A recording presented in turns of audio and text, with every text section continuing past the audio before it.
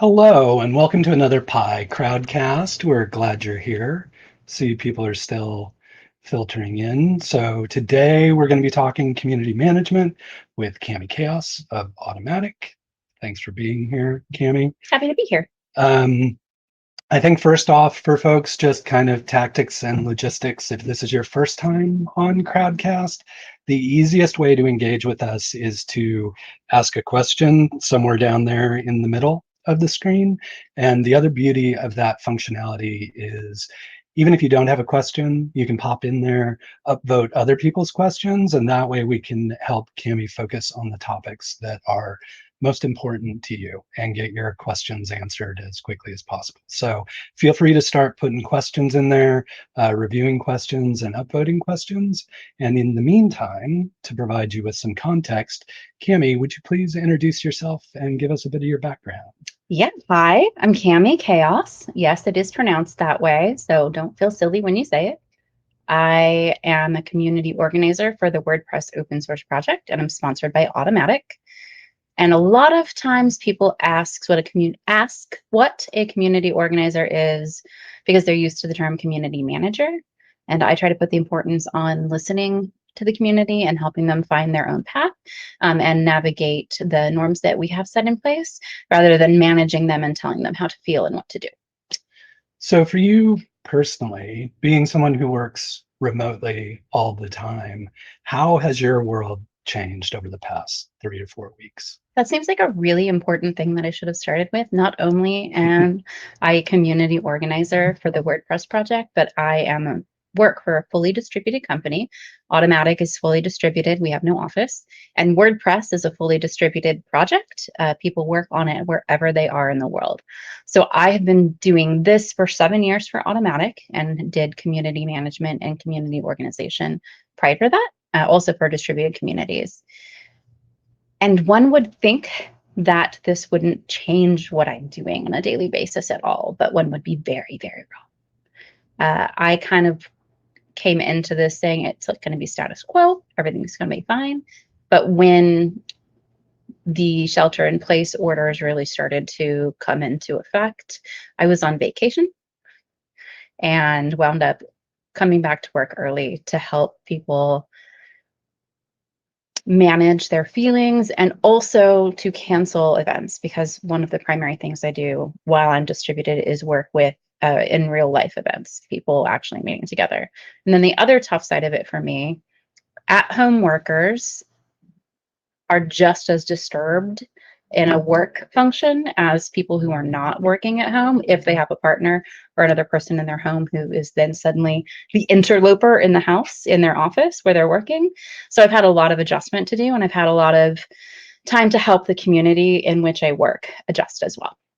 Well, and that distributed team of yours is global, right? So you've kind of seen this wave of this pandemic. Like, how has that affected working on a fully remote team when everybody's going through different phases? We had the good fortune to kind of watch this coming as our events in Asia started to cancel, and then events in Europe and events in the US followed suit.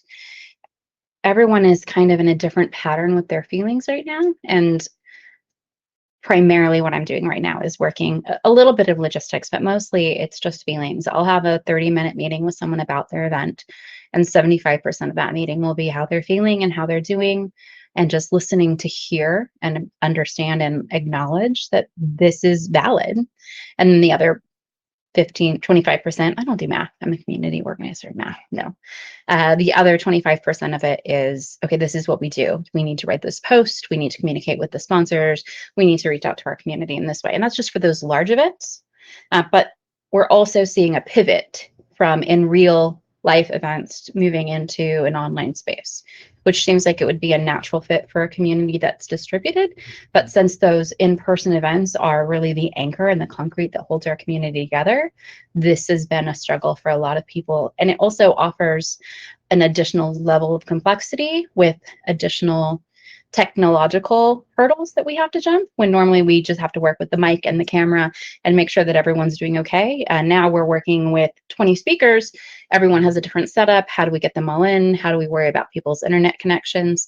And it can be emotionally daunting for our organizers who've been doing things a certain way for the past 15 years. Well, and I don't want to discount that you're often in the role of playing that emotional support and doing emotional labor for a community, even in the best of times. Yeah. Community organization is almost entirely emotional labor, and it can be difficult to recognize that that's your role and that that's what you're doing, and to understand that the biggest part of making sure you're able to maintain that and do it well is taking care of yourself. And this is where we talk about the fact that I am a mess as a human person. I'm a mess who actively tries to bring myself into a calmer place. I try to find a work-life balance. I acknowledge that I have generalized anxiety disorder. And I try to do everything I can with self-care to take care of myself so that I can extend my heart and my open ears to the people that I work with. I think you do that exceptionally well, but what I've also seen you do is you really have a developed sense of empathy. Can you talk a little bit about how you get yourself in that headspace as a community manager where critiques or criticism aren't directed necessarily at you, and you find a positive way to deal with those for the community's benefit? So there are a few ways with that. And one of the things I think is most important as a community organizer, and this is why I say organizer instead of manager, is the ability to listen. Whether you have empathy or sympathy for an individual you're listening to or not, taking the time to listen without judgment and hearing what they have to say and acknowledging that it is their feeling, or their circumstance or their truth, is a really huge way to build trust and confidence in the community that you're working in, and allow them to know that they're being heard and that their feelings are valid as well. But I also do some training with individuals on how to give feedback and how to receive feedback. And one of the first things that I ask people to do when they're giving feedback to someone is to assume good intent. And there is always a time, don't tell me, but this time, there's always a time that someone may not have had good intent or that their good intent didn't matter. But when we look at WordPress as a project, for instance, if someone hates a plugin and gives a bad review of a plugin, or hates a decision that I made about a conference and wants to say Cami's stupid and did a bad thing, I ask them to reframe that not as Cami's stupid and did a bad thing, or this plugin creator is stupid and did a bad thing, but to express what it is they didn't like about the conference. And if they have a suggestion, please feel free to make it. But it's really important that we remember, especially within online communities, so especially right now when we are just giant online distributed communities because we're in our homes, that there's a person on the other side of the project, there's a person on the other side of the computer giving us that input, and no one goes in trying to make the stupidest decision ever. They are legitimately trying to do what they think is right for themselves, for the project, or maybe even for you. Okay, awesome. Thank you. Yeah. We've already got a few questions rolling in, so I want to get to folks' questions. But if you have something you'd like to ask Cami, rather than asking it in the chat, use the Ask a Question feature down there at the bottom. And even if you don't have a question to ask, feel free to browse through those questions and upvote the ones that you would like to have Cami answer. And that way we can get to the questions that the community wants to hear the most. Cool, because I'm tired of your questions. I know. I was just setting the stage, giving people a chance to put in questions. I think it's fair. It's no fair. one's submitting questions, so I'm just stalling at this point. Okay. No one wants to know anything about community management. All right. It's fair. Okay. This one has 7 upvotes already. Okay. So for communities that were more oriented toward in-person events, how can they best determine whether it makes sense to try to move things online or just scale back and pause for a bit? I'm just going to reiterate to make sure I'm grasping the full breadth of the question. Mhm. For communities that have been focused on in-person events, how do we best determine whether we cancel everything or iterate and come online? Yep. All right. Yep. There's no single answer to that, because for some, even within our project, so I'm going to use WordCamps as an example, and a WordCamp is the official event program of the WordPress open source project, and they are exclusively in-person events until last month. They are organized by volunteer organizers around the world, and some WordCamps are excited and pivoting to online. We're going to have our second fully online WordCamp this coming weekend. Some are just canceling. Some can't fathom the work that goes into it. Some are crushed by the realization that all of their emotional work and all of their strategy and all of their design and branding that they did for swag isn't going to be seen by real people. And so I think it depends on what you feel your strengths are and how resilient you're feeling emotionally. Right now, I'm asking people to really look at what they feel comfortable doing, because we're mourning. We are in a fragile time. And as we discussed earlier, everyone around the globe is in a different state right now because this is coming in waves. If you have the technology and the technological background for live streaming, it's not a bad idea. But I would definitely encourage a smaller iteration. So if we had a 3-track, 2-day program, I would say try 2 tracks, 1 day, and just really focus on the meat of the content. And then if you have to cancel, that's not something to be ashamed of. It's not something that you should be upset about. It's something that you should embrace. But I would also say the interesting part of what I'm seeing with organizers right now is the importance of, even if you're doing those local events online, is bringing in your local community to do it. Not saying, wow, we have the opportunity to bring in people from all over the world, but to actually more focus on those local community members and your local experts so that they have a chance to feel together and to feel a sense of purpose and to feel like they are helping their local community, which also hopefully in the long run, when we find a new normal after this new normal, it will allow us to rebuild those in-person communities more cohesively. And maybe if I could ask a follow-on question to that, are you noticing any themes that might help people better gauge the resiliency or ability for their community to adapt more rapidly to kind of this situation we're in? And maybe to put it a different way, like, are you seeing that more established communities are having a harder time making this leap because they've grown so used to the old way of doing it?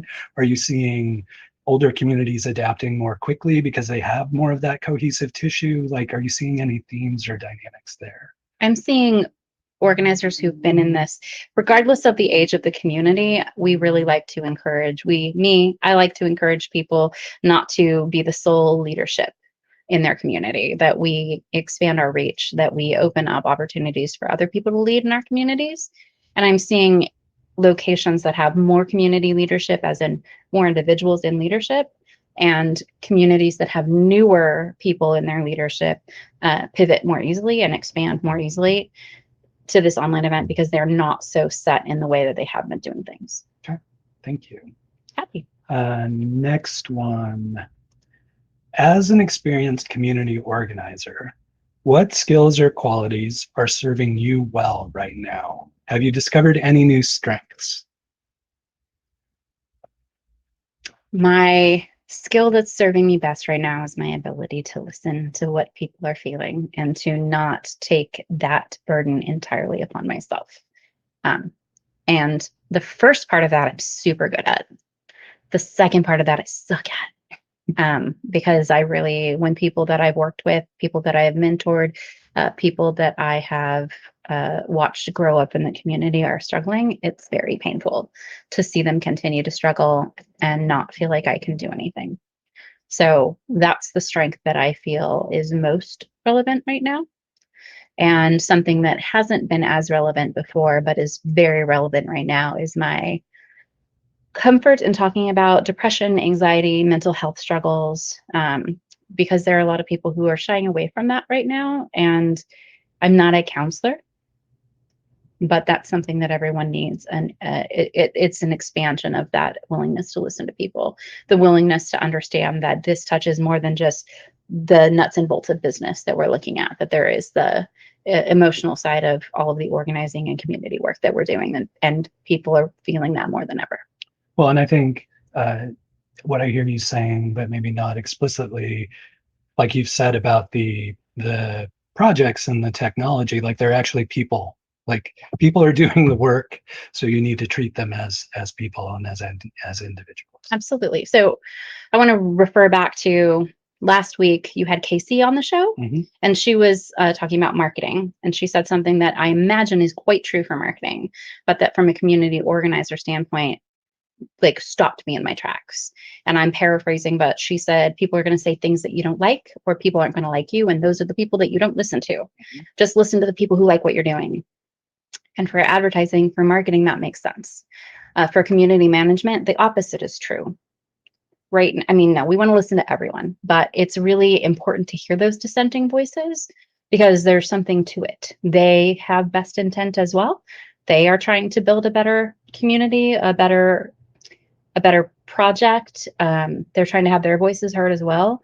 And so I think right now we need to hear those dissenting voices, or, I mean, we always hear the dissenting voices. They're often quite loud, but we need to pay attention to them and really listen to what they're trying to tell us, not just the words that they're using.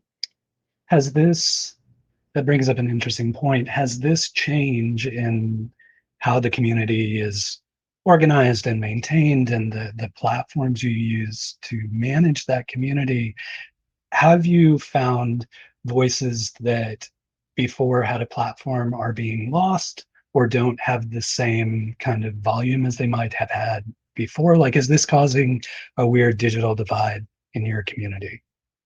I wouldn't say it's causing a divide, but I would say that it's causing other people to surface, and for some people to step back a little. Some people really enjoy the public speaking component of the events that we have. And they'll go to, 3 events a month, and they'll do public speaking. Some of them never even speak, but they just really enjoy the hallway track at these events as a way to network and talk to people. And it's kind of like a second family for folks. And those people who are really feeling that emotional engagement with individuals, I think it's setting them back a bit. I think it's tough for them. As an introvert, I'm fine. Totally fine there. But extroverts are really struggling with this. And then people that are stepping up, we focus on the software. And in the part of the project that I work in, we focus on community and what people are doing. But we also have folks that are podcasters and live streamers and have been doing video content for years. And we've always utilized their strengths a little bit on the side. But right now we're seeing what they have to say and what they have to feel rise to the top. And also we're hearing a lot more from our accessibility experts, because we've worked hard to make accessibility front and center, but not all streaming platforms are as accessible as others, and that has been trial and error for us. I'm going to make a jump to one that's doesn't have as many votes, but I think is right in line with the conversation we've been having. You made a distinction between marketing and the techniques that work there and community management. Can you talk a bit more about how they overlap or how they interplay with one another? Absolutely. There's a lot of overlap. So part of community organizing and community management is a volunteer funnel. And in order to have volunteers and funnel them into our project, we have to have the ability to bring people in. And we can't bring people in by being insular and not communicating with the outside world. So we do need marketing to get that out. But marketing is often showing the best of oneself. And in our project, we are all real humans with real personalities. So the best of oneself is not always what we deal with. And so I think that's really kind of where the interplay is. It's being honest, being truthful, but also showing what people can benefit from in the community while they are helping the community. Does that make sense? Does that answer the question? I think so. Okay. Tim, let us know if that answers your question. The other aspect that I think I've been noticing, and we've talked a little bit about, is the barrier to entry has been completely lowered. Like things that people might have avoided doing before, like live stream production values weren't good enough or whatever, Yeah. this show included. Like, are you seeing that opening up the community in new ways for folks? I am. So within our program, which is what I'm most qualified to speak to, we are seeing now meetup groups. So I primarily work with two types of events: WordCamps, which are large events with people all coming together for a weekend, and then we have meetup groups where they are based on a location, and people come together one evening a week or one evening a month to talk about smaller scale conversations. And meetups have moved exclusively, everything's exclusively online right now, but meetups don't seem to be as impacted by this issue because they can jump on a Zoom, or they can just all, do people Skype still? I don't know. No. But they can use tools that are non-paid tools for shorter periods of time and jump in and have those meetings and have those calls. I'm also seeing a lot more community togetherness in general. I know a lot of people within communities are having online happy hours and just getting together to chat and see one another's faces. So I think that is super helpful. And then when's the last time that I stood in a podcasting studio? Some people have some history here and will know that I was a podcaster for many, many, many years. So was Rick. We were real good. Real good. Real good. And this is just, it's so much work. In case you've never done a podcast, it's so much work. Just the editing alone can kill a person. But people have more time on their hands because they're home. And so not only is the barrier to entry reduced, but our creative outlet needs to be maintained, and we have more time on our hands. Have you, I know a lot of people have been generating new forms of content that we've seen in the Portland startup community, like a lot of that activity is starting to happen. Are you already starting to see that kind of percolate in the broader WordCamp and WordPress community? Can you give some more context to new content? Yeah, so I mean, people like trying Crowdcast or coming up with new podcasts or maybe launching a new blog or things along those lines. I'm definitely seeing new blogs coming up. I am seeing new podcasts coming up. I am seeing people willing to try things because they feel stuck, and that's great. That's fantastic. It's a great time to try that. A lot of podcasts, I'm getting more requests to go on podcasts. I don't know if people are just so bored that they're finally willing to listen to me, or if it's new podcasts popping up. I know people are trying to do new online event types, build sites for local nonprofits, things like that. And I've also seen a huge crop in new sites for companies that were previously completely outside the e-commerce space, cropping up all over the place. And I know that that's keeping a lot of developers busy right now, because not everyone has the skill to just stand up that site on their own. Yeah, thank you. And this actually, next question kind of plays into something that struck me as you were talking. How has internal communication with your team changed pre versus post COVID? Like project tracking, customer management, things like dealing with your community. Given you're fully remote, maybe not a lot, but wondering if you've seen any changes there. So by my team, do you mean I have multiple teams? So I have an internal team within Automattic, and also a community team. So those are two teams, and those are broad. The community team is a broad team full of people who all oversee the WordPress community. And no, not a lot has changed there. Within Automattic, no, not a lot of change. We have more spreadsheets than we used to have because there's a lot of cancellations to track. Well, but no, not really. Maybe let me take a different tangent on that. And this question is brought to you by Reverend Nat, who asked the question. I've had conversations. Intron is the best one, just in case you didn't know. I've had a number of conversations with folks where conversations that may have once occurred in public internal channels have suddenly gone DM now, or things that might have occurred publicly are happening in more private behind the scenes conversations. You're not seeing any of that activity. I'm seeing a lot more private snark. Okay. I'm seeing a lot more, but it's not constructive business snark. It's I'm having feelings. Let me take them somewhere. And so, yeah, I'm seeing those Slack channels, the private Slack channels, the private Slack instances. And again, those online happy hours, I'm seeing those increase greatly. But as far as professional, no, I don't really think that's shifting. But privately, wow, just these are my safe space people, snarkity, snark, snark. Yeah. Thank you. Next up, let's take a look. Well, I drink my hard cider. Yeah, exactly. Refresh your palate. This one is from Marquita. Hey, Marquita. What are some strategies you have found most helpful with keeping your community engaged? You know,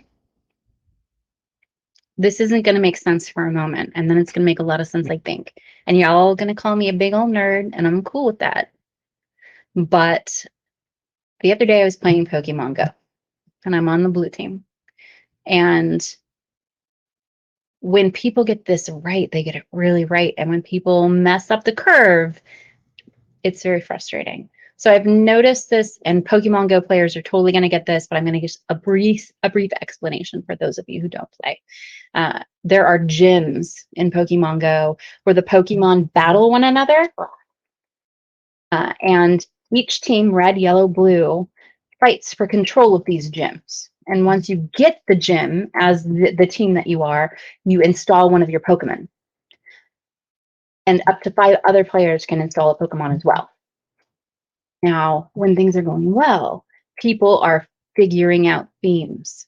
So they'll go, oh, I have a red dragon, and someone else will put in a red chicken, and someone else will put in a red blob, or everyone will put in robots, or everyone will put in something that's leafy. And it's this fun theme that makes literally no difference to the actual world at all.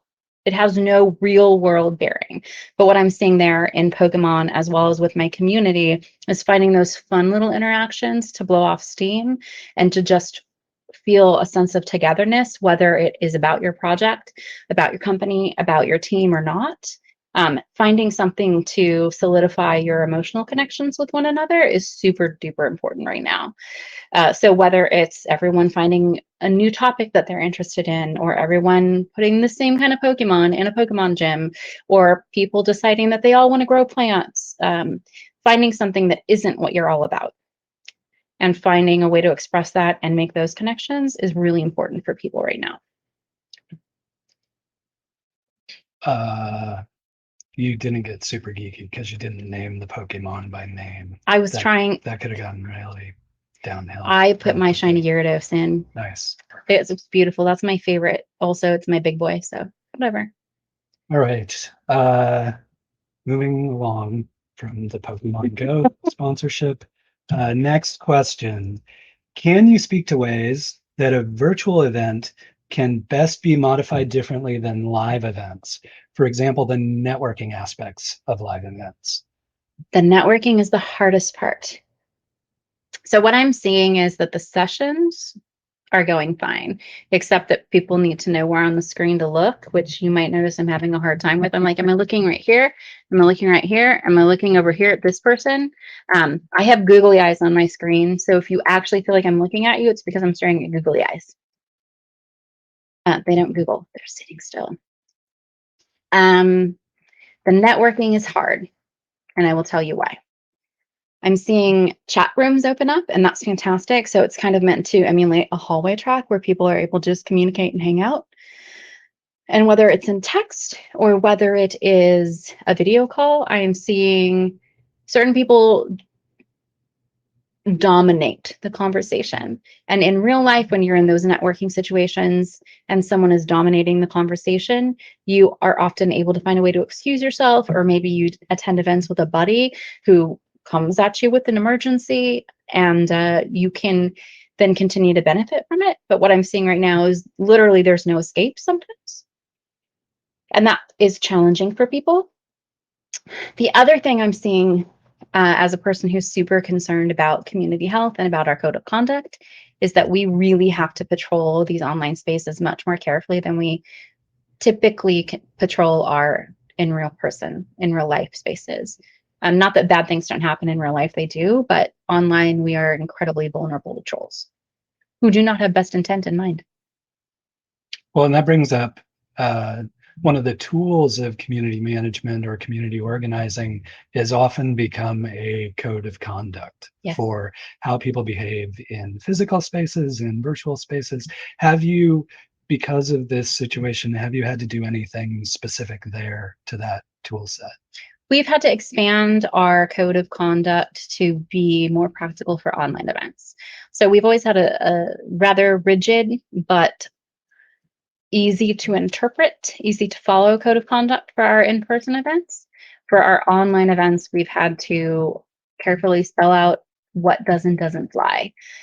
We've never really been in the position of an organizer having to ban a person from an event there on the spot forever. Like, we might have had them ask a person to leave the event, but then later on we follow through as a team to determine what happened and what the result of that action should be.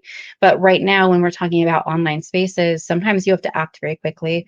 And there are kind of three levels. There's the first level, which is the call in, if you can, or the call out if you have to. And for those of you not familiar with calling in and calling out, calling in means taking someone aside, either virtually or in person, and saying, this isn't how we do things in our community. We really need you to observe best behavior protocols right now. Please stop what you have done. Calling out is the same thing, but in public, which we really don't like to do, but we will if we have to. And then the second step is nix you from this particular event. So in the tool that we're using right now to stream this, you can remove someone from just this session, and then they can come back to another Pi event and it'll be fine.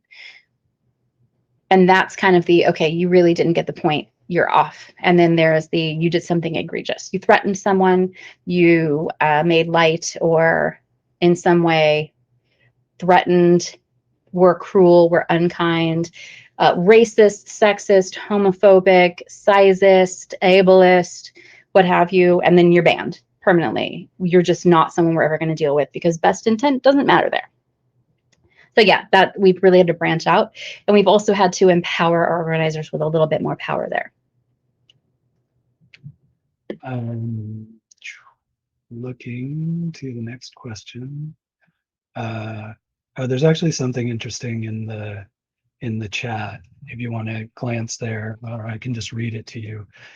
Big challenge and a worry for me with Zoom breakout rooms, which I can't see into all of them all of the time, the way I can when I walk into a room at an in-person event. That is absolutely something that we're dealing with. The first online WordCamp that we had, I tried to pop into all of the rooms, but I am not able to be in all places at once.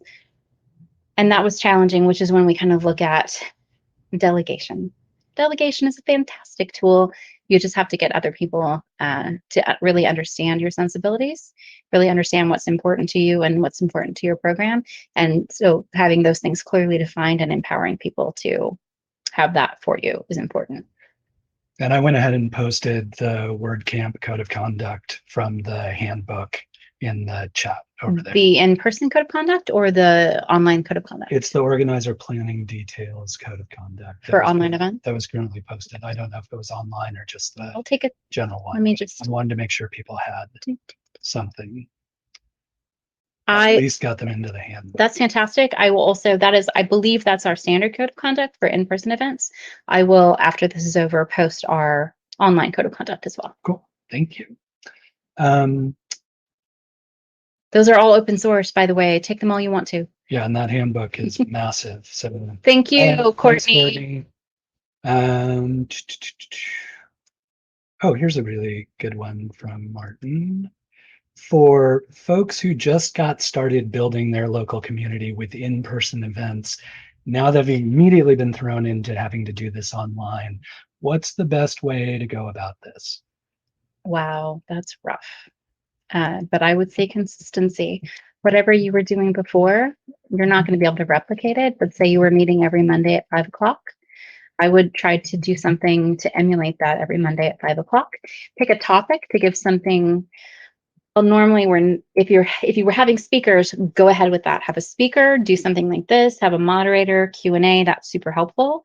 If you are not, and it was more of a social engagement, Zoom has a way to have breakout rooms so people can have conversations on a birds of the feather basis. So I would say choosing some topics within your area of focus and letting people go on those would be fantastic. But just whatever you do, if you're meeting weekly, if you're meeting monthly, consistency, and then for some people, this is a bad word, but newsletters. Newsletters. Who knew? They're making a comeback. Well, and I think the other part that I don't know if you've noticed this, but it's the classic kind of blog behavior that I'm worried about, where it's like you launch a new blog, you're super excited about it, you write 4 posts in one night, publish them all, and then suddenly like a week goes by, Yeah. you haven't published again. And then inevitably a month later, the post comes out that's like, I'm sorry, I haven't posted in a while. So I really appreciate your take on the consistency issue and Can I almost, make an additional yeah, recommendation? yeah. This, No, this is your account. Please don't. this is true for events. This is true for blogs. This is true for podcasts, especially for podcasts. You need to have some fuel in the tank. So I was feeling super duper prolific over the weekend, and I wrote like 5 blog posts, and 3 of them I posted. I saved 2 for later. I am worried with one of the pieces of feedback that I have given to Rick is that he's recording these fantastic Q&A sessions so quickly, and he's so excited to release them so that everyone can learn. And I told him to just slow the heck down, not slow down with the content creation, but slow down with the release of the content. And so if you have like 10 solid ideas for conversations for an event, stretch it out so you're doing 3 a week or 3 a month instead of doing them all at once. And that way you've got a little bit, you've got, something stashed away for when you're not feeling as on top of your game. And I admittedly have a problem with that. Like if I've written something, I just press publish. I'm not very good with keeping stuff in the queue. So yeah, my bad. This one is from Kate. Hi, Kate. What, if anything, is different or maybe heightened in managing a distributed group during a global pandemic versus pre-pandemic? Heightened is definitely emotions. The biggest thing I'm having right now, as a person who's a distributed organizer, and I have so many meetings every week, it used to very much be introverts that I had my meetings with that were just like meetings where someone needed to touch base about something. And extroverts were so busy being social that I would get an email or Slack pings. Suddenly, I have a ton of extroverts blowing up my calendar, needing to have FaceTime because they need someone to talk to. And so that need for social interaction is huge right now. That's really, really heightened. And then one of my favorite phrases, one of my favorite answers to a question, especially in community organizing, but also as a parent, is I don't know, but let's find out. I think it's incredibly important to acknowledge when we don't know the answer to something. One of the worst things you can do is assume you know the answer and just wing it. I understand that sometimes it's the easiest thing to do for our egos, but it is often the most detrimental. So I'm finding a resurgence in the I don't know, but let's find out as an answer. It's causing a lot of really great conversations to be had because when you admit you don't know something, you open up the door for people to share what they know or what they feel or what they would like. And then you can, whatever the source of that information is, you can go after it together. Thank you. I feel like we touched on this a bit, but just wanted to see if you had any additional feedback on this one. This is from Jeremy. Hi, Jeremy. How has the ratio of public one-to-many versus private one-to-one communication methods you use changed? Well, as of today, I'm doing a lot of one-to-many communication. it feels like in the beginning of this self-isolation, it was a lot of one-on-one constantly, very little one to many. And now that people are starting to like get their groove back and starting to stabilize within this difficult time, more things like this are coming on board where we can communicate with a lot of people. And frankly, it's a lot better. It really allows us to make better use of our time and resources to extend good feelings, extend our knowledge, to share with others messages that we need to get out, or even just to like, make silly faces on the camera. So I think it hadn't changed a whole lot, but it's growing into group events a lot more. Zoom backgrounds, they're all the rage. Zoom backgrounds are everywhere. And I'm going to share, you can't stop me. I read something, it's weird when I point over there. You can't stop me. I read an interesting thing by someone who was complaining and annoyed about Zoom backgrounds, that they are more than just a novelty. It was not Rick. He didn't do it. They're more than just a novelty, but for people in different socioeconomic statuses and people who have smaller homes or can't have a snazzy bookshelf plant situation, they're really kind of masking something that they would otherwise feel very uncomfortable about. So next time someone is using a Zoom background, don't assume that they're just trying to be fancy or cute or funny. There might be a reason for it, and we need to be accepting and understanding of that. That's great. Yeah, I had always, prior to us all being stuck in our homes, I had always wanted to do a blog or an Instagram account where people had weird stuff behind them, and it's like, did you check your background before you took that photo? Okay, but enough about me and my stupid ideas. Next one, based off of your experience as a community manager, do you anticipate people's tendencies to be less behaved online to change over time as we continue to live in quarantine? And if so, do you expect things to improve or degrade when it comes to online behavior? What can we do on an individual level to help affect positive change? So the first part of that is surprising to me. I have seen people on such better behavior lately. It's like something pandemic happened. It affects the whole world, and suddenly everyone's a little bit nicer.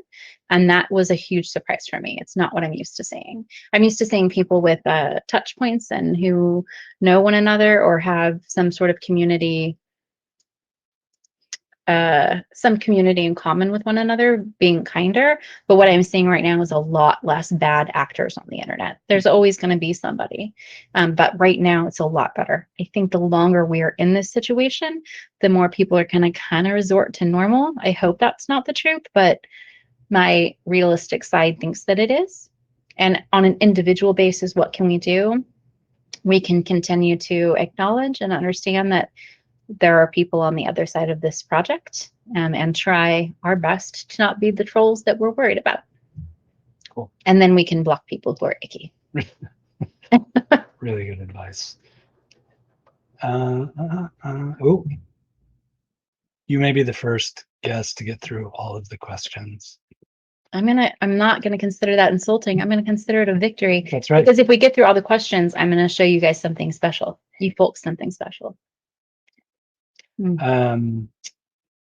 With all, and we've kind of touched on the first part of this, but I think there's something really interesting to dig into on the second part.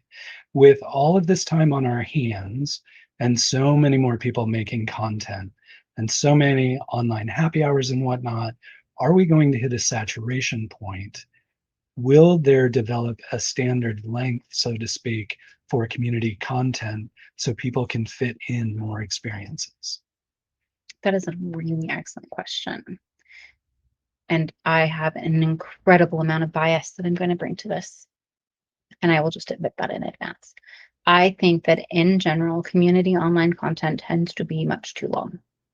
I think that we need 3 hours to explain something when we probably need 30 minutes and then 15 minutes for Q&A. I think that podcasts get recorded for 90 minutes just to get all the good conversations and never get edited down to get the good stuff. And I think that I'm not going to say it's not respectful of others' time, but I feel like if we found a way to be more respectful of other people's time, we could get the best content out, and we could allow more room in our space for other content creators as well. I also feel like if you feel like you need to fill up that much time and that much space, you might not necessarily have everything that you need to say. So I think a really good use of your time, especially if you are in a privileged group, is to raise up the voices of other content creators and share with the world what other people are doing. So if you have a platform and people are listening to you, don't overcreate. Share what other people are doing that's inspiring you.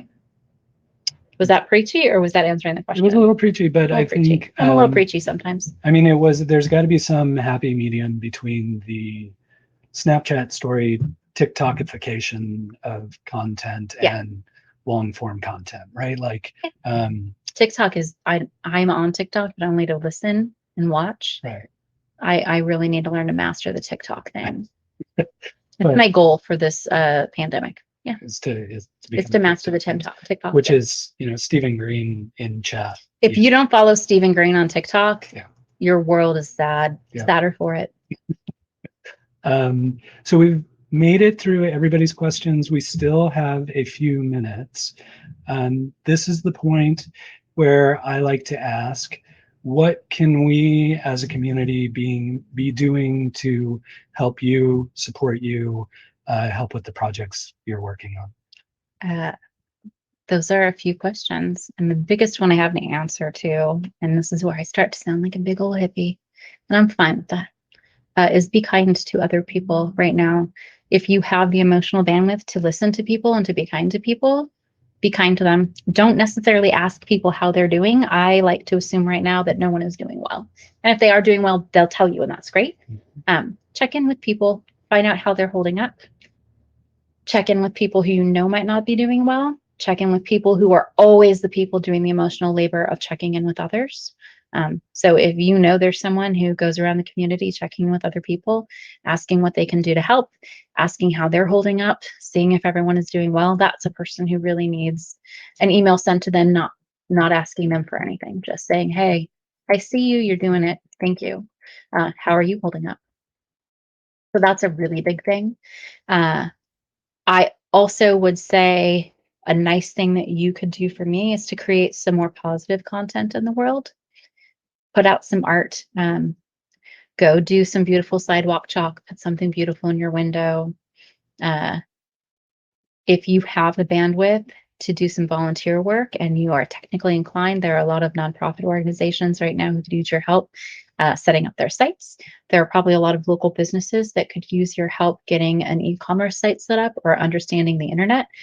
Sometimes when someone's good at one thing, they're not necessarily good at the other. So right now, what I need is for you to help one another and to help other people that you know need a helping hand. And I can say one thing you can do if you live in Portland to decrease Cami's anxiety is actually wear a mask. Oh my gosh, can you please wear masks when you go outside? If you don't have a mask, let me know. I will get a list of resources of places that can give you masks. I'm working on making some masks right now. I just got my pipe cleaners in. And so quite seriously, if we could all just be wearing masks when we go out, as we have been asked to do by CDC, I have generalized anxiety disorder and I have panic disorder. And I really usually cope with this. It's Cami's therapy hour. I normally cope with these things by going for long walks. And I can't do that right now because it's like playing pinball when you go outside. And I'm constantly crossing the street, going here, going there, because people aren't making room on the sidewalk for others and they're not wearing masks. And I am also in a high risk group for if I am infected, something horrible and terrible happening to me. So if you could just pretend everyone is in a high risk group so that we can keep everyone safe and keep ourselves safe as well, it would do a lot. Really good answer. Wish I thought of it. Yeah, well, that's why I'm the host. I'm supposed to prompt that kind of stuff. Yeah. So following Cami's advice of not just creating content for the sake of creating content, given that we've got through everyone's questions, I think we'll cut this one a little bit short. We really appreciate everybody showing up and following along. If you're interested in the next couple ones coming up, tomorrow we have Aaron Hockley joining us, who's going to be talking about photography, visual media, and your brand. A lot of folks have suddenly been put in a situation where their website or their Instagram account or what have you is now way more important than it was a few weeks ago, and are thinking differently about that content they need to create. And then also coming up on Thursday, Marcelino Alvarez talking about in a time where community really pulls together to help one another, how do you deal with the dynamics of those community projects? So very similar to this community management topic, but more on the what do you call those days at WordCamps? The contributor days or My favorite day at a WordCamp. developer days. Wait, the people who are building the things, how do they collaborate more effectively, even though they might not think of themselves as a community?